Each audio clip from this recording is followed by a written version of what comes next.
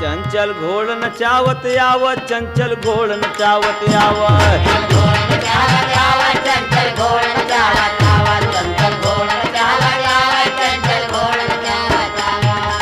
और चंचल घोड़ नचावत आवत, रघुवंशी मनमोहत बढ़ावत, दूल्हा दाखिल हो गए जनक भवनवा, आंगनवा में राम लक्ष्मण।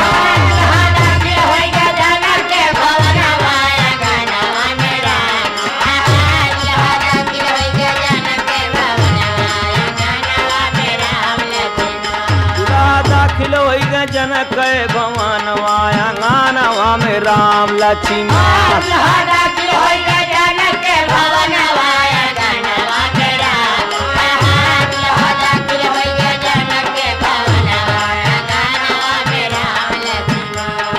राम लखन जब गए महल में, जहाँ सुने नारानी जी,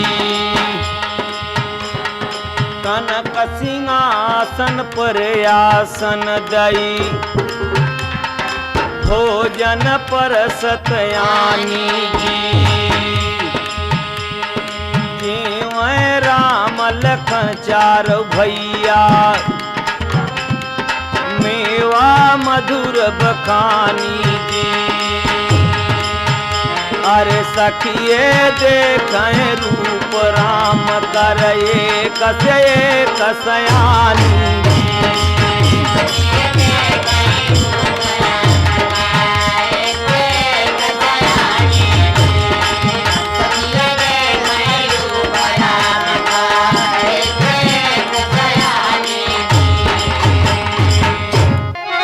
होई जनक नगर में शोर, महल में आए अवध किशोर, सखिए देख कई कई भरन माया, नावा में राम लक्ष्मण।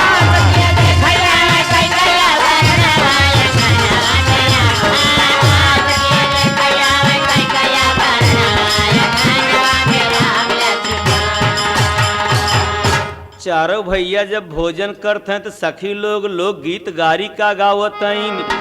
अरे राम लखन जब आए महल में, देखन आई सब नारी, सिया राम के भजो।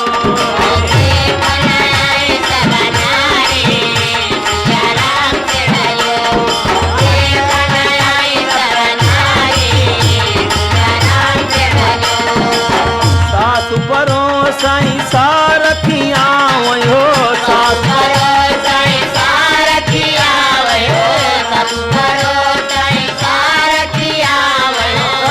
सब दे लगिन गारी, सिया राम के भजो।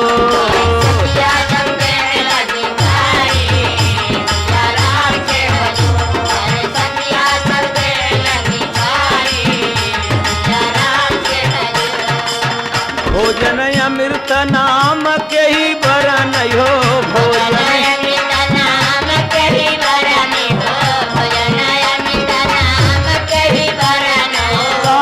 भात तरकारी, सिया राम के भजो।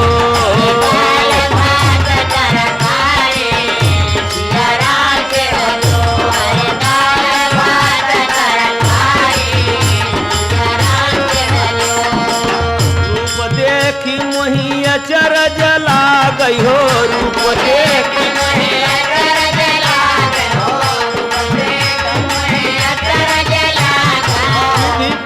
तब गति न्यारी, सिया राम से भजो।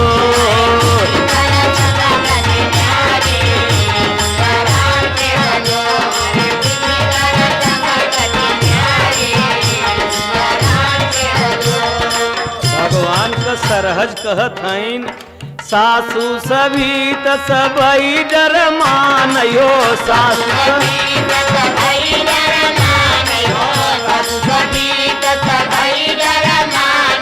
सखियन के दे सनकारी, सिया राम के भजो।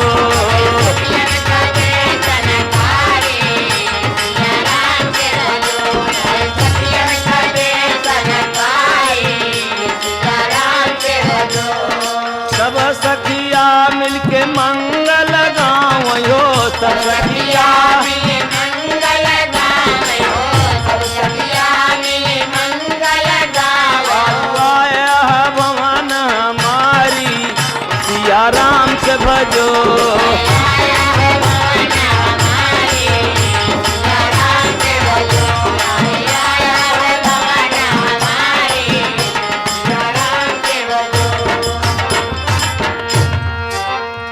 भगवान का सरहज कहत हैं राम से और सिद्धि कहें श्री रामचंद्र से। तू हमार ननदोई हो एक बात आज तो से हम पूछबाई लाल न राखब कोई हो। ब्याह काज संबंध स्वीकार जाति जाति में होई हो। सुनती हूँ कि बहिनी आप के श्रृंगी रीति संग सोई हो।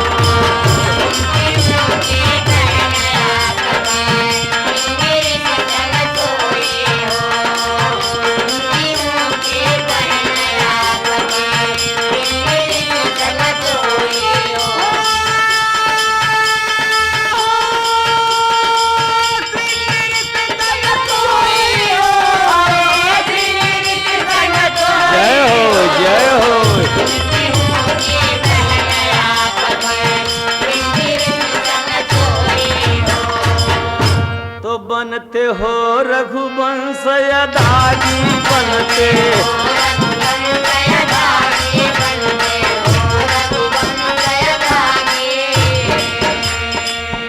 तो बनते हो रघुवंश यदागी और कैसे मुनि के संग में लागी।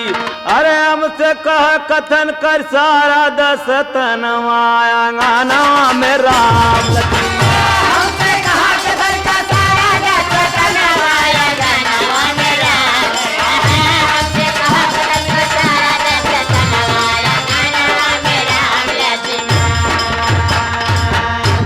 राम तो नहीं लक्ष्मण जी नाराज हैं।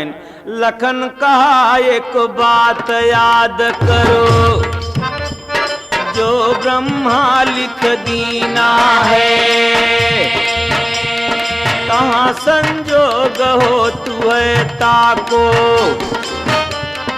ब्याह तो कर्म यधीना है। और सुनो एक बात लाडरी तेरी चाल बीना है लेकिन नारी नारी से ब्याह बतावा कौन जगत में यकीना है।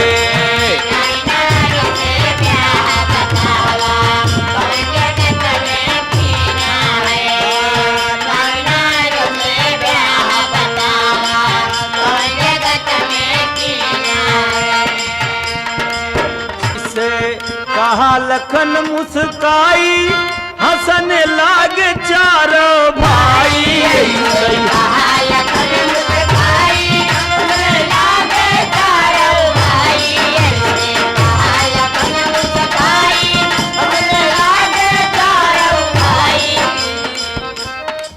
तो उत्तर पाके सखिया सोचई अपने मनवा हो अंगनवा में राम लक्ष्मण।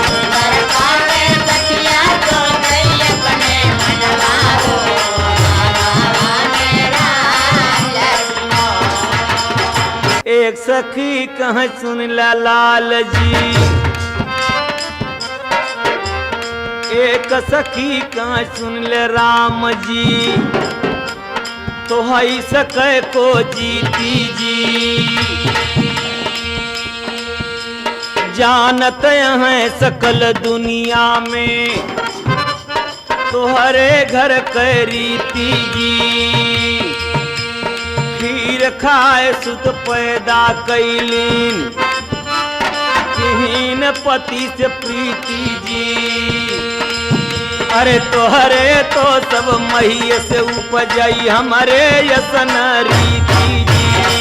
तोरे तो सब महिये से उपजे हमारे तनारी हमारे तनारी हमारे तनारी वाह भैया वाह।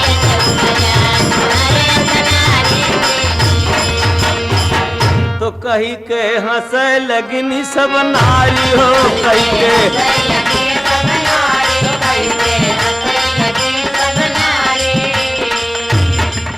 भगवान जब वापस चलने की तैयारी की तो सब जितना जनकपुरी के लोग रहे सबके आंखी में आंसू बा कि हे राम अब कब मिलबे। एक सखी कहत हईन अब के गए कब मिलबे हो बाला।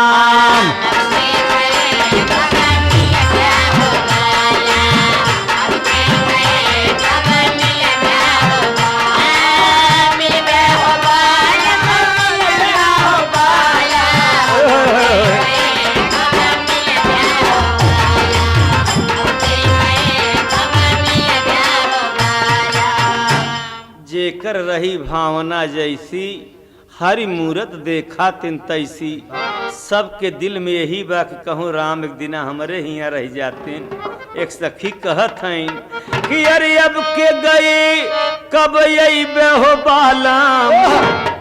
साजन के सोचत हैं कि हमार दुल्हा होते तो कितना मजा आया। तो अब के गए कब यही बेहो बालम।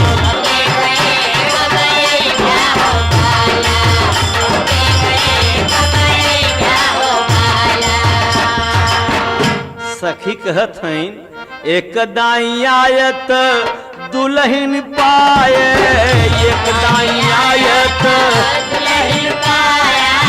एक दाई आए तो दुल्हन पाए। अरे फिर अबे कबो फिर अबे तो कुछ पुब हो बोलम।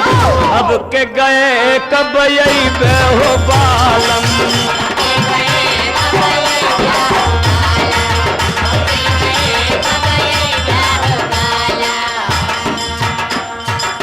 मर्यादा पुरुषोत्तम राम ने वरदान दिया सबको यही दिया वरदान। और जन्म मथुरा गोकुल के यही रान। अरे हो बड़े भाग से सबई से मिला नवाया नवा में राम लक्ष्मण।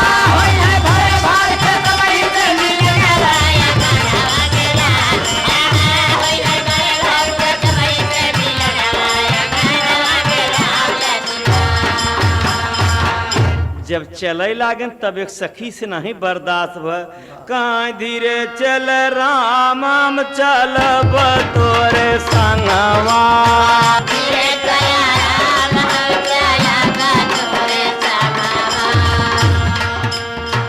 सोने के थारी हम जवना बनवली सोने के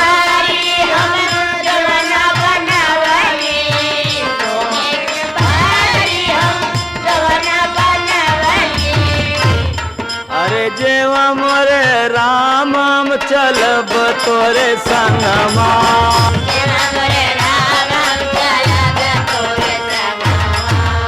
झझर गेरुआ गंगा जल पानी झझर गेरुआ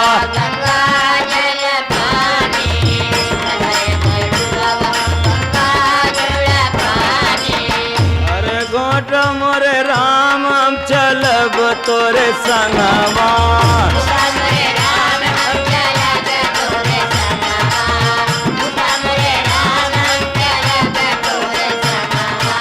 लाची लवांग बीरा पान लगवली हो लाची लवांग बीरा पान लगवली हो।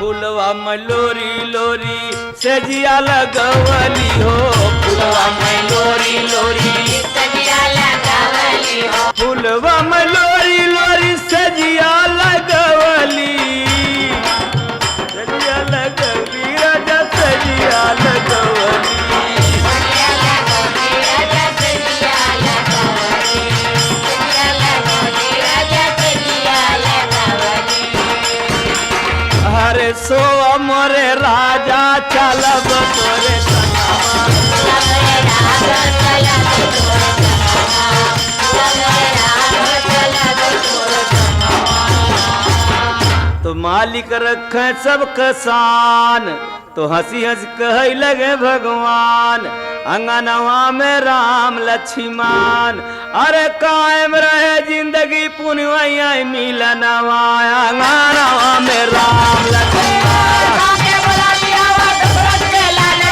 आया गाना मेरा आके बुला लिया वाट ब्रज के लाने आया गाना मेरा लक्ष्मण पुत्र से कहा कि जाओ जहाँ परिजनवा